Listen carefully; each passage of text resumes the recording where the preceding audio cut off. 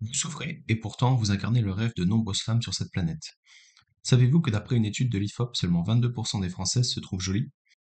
Vous constatez que se sentir belle ne concerne pas une majorité de femmes. Pourtant, les faits sont là. Votre beauté rend difficile votre quotidien, provoque de l'anxiété et vous rend malheureuse. Dans cette vidéo, vous allez comprendre pourquoi se sentir trop belle a des impacts négatifs sur votre vie, comment trouver des solutions pour ne plus souffrir et devenir plus optimiste sur la perception de votre beauté. Que signifie être belle? D'après la définition, la beauté est ce qui suscite un plaisir esthétique d'ordre visuel. Bien sûr, les critères de beauté peuvent varier d'un pays à l'autre, d'une époque à l'autre et d'une personne à l'autre. La beauté physique reste au centre de la communication sociale dans nos sociétés. Atteindre la perfection des modèles de beauté est très important dans nos interactions sociales, notamment sur les réseaux sociaux. L'importance de l'apparence sur les selfies démontre cette omniprésence du paraître et de l'esthétisme. Alors si être belle consiste à ressembler au canon de beauté du moment, comment est-ce possible d'en souffrir? Qu'est-ce que souffrir de se sentir trop belle? L'apparence physique détermine notre première impression lorsque vous rencontrez une personne, surtout pour une femme. Cela se joue au niveau de l'inconscient. De ce fait, la plastique d'un individu est inconsciemment identifiée à sa personnalité. À titre d'exemple, lors d'un entretien d'embauche, l'impact physique que vous dégagez concerne à plus de 50% votre visage. Un homme ou une femme qui renvoie de la beauté a souvent plus de chances d'obtenir le poste. A l'inverse, cet idéal de beauté attire et provoque de nombreux handicaps dans la vie quotidienne.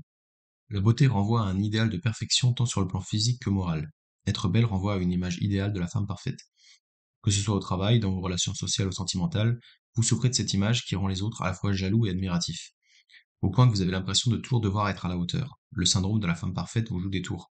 Cela vous procure un sentiment d'insécurité qui peut impacter votre travail, vos relations et votre mental.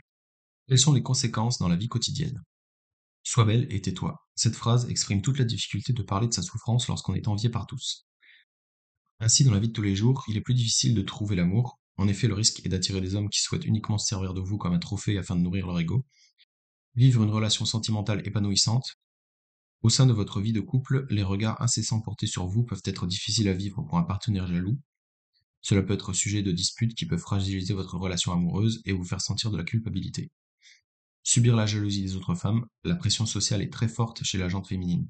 Une femme manquant de confiance en elle se montrera jalouse, parfois malveillante envers vous. D'ailleurs, vous faire des amis peut parfois être compliqué.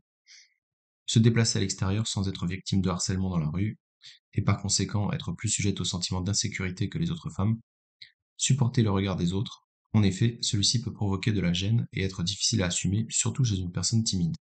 Une tendance à la phobie sociale peut s'installer. S'habiller. Vous pouvez craindre de porter une tenue légèrement extravagante car vous sentez que cela peut rapidement être mal interprété. De se sentir soi-même. Difficile de se construire, trouver son identité intérieure lorsque celle-ci est constamment associée à votre forte identification physique.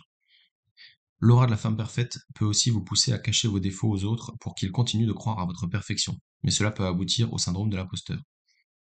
Quelles sont les causes profondes du fait de souffrir d'être trop belle? Plusieurs raisons expliquent vos souffrances. D'abord, l'enfance qui joue un rôle considérable sur le comportement d'un adulte.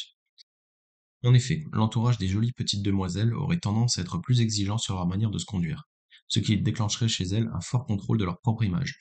De plus, les compliments exprimés envers les jolies filles concernent particulièrement leur physique. Cela provoque à long terme une faille émotionnelle, l'impression que pour être aimé, il faut être belle. Ensuite, la pression sociale exercée sur les femmes en rapport avec les critères de beauté est très forte. Cet idéal féminin représente un fantasme aux yeux de tous. Les femmes rêvent d'avoir votre corps et certaines se sentent envieuses. Les hommes portent sur vous un regard désirable et insistant. Malheureusement, certaines personnes manquent d'empathie et adoptent un comportement malveillant envers vous. Quoi qu'il en soit, il est évident que votre identité morale et physique est réduite à une image fabriquée par les autres. Professionnellement, être belle pourrait être un avantage lors des entretiens d'embauche. Pourtant, selon plusieurs études, être belle décrédibiliserait l'intelligence des femmes et les priverait fréquemment des postes qui nécessitent de l'autorité. D'où une possibilité de discrimination professionnelle douloureuse à vivre. Quelles sont les erreurs à ne pas faire lorsque l'on souffre d'être trop belle? Donnez raison à cette pression sociale et à vous identifier à votre apparence. Si vous n'étiez qu'un corps avec l'avantage physique que vous avez, vous n'auriez pas autant de mal à vous épanouir.